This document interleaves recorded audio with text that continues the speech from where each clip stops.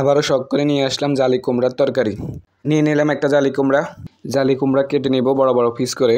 যারা খেয়েছেন তারা তো জানেন সবজি দিয়েও যে মাংস তরকারি এত মজার হয়, যারা খায়নি তারা বুঝবে কিভাবে। যারা খেয়েছেন তারা তো জানেন। মাংসগুলো ধুয়ে নিচ্ছে। মাংসগুলো দুইবার করে ধুয়ে নিল, বেশি দিলে মাংস স্বাদ নষ্ট হয়ে যায়। প্রেসার কুকারে রান্না করব। তেল দিয়ে দিলাম, এলাচি তেজপাতা দারচিনি দিয়ে দিলাম, তারপর পেঁয়াজ দিয়ে দিলাম।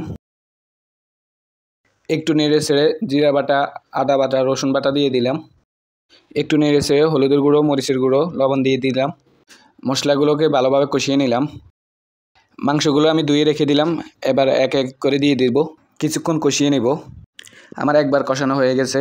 পানি দিয়ে প্রেসার কুকারে ঢাকনা লাগিয়ে দিলাম। প্রেসার কুকারে 4 বার সিটি দিলে আমি খুলিয়ে নেব। আমার মাংস সিদ্ধ হয়ে গেছে।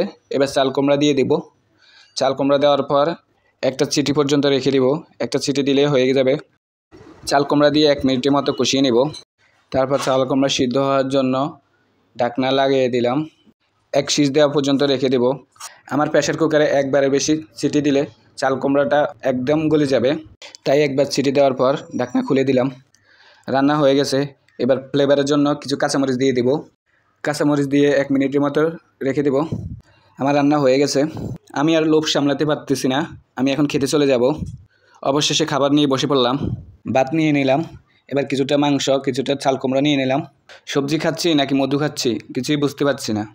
মনে হইতেছে মধুই খাচ্ছি। সেই স্বাদ, পানটা জুড়িয়ে গেল। আমার ভিডিও ভালো লাগলে ফলো দিয়ে পাশে থাকবেন। আল্লাহ হাফেজ।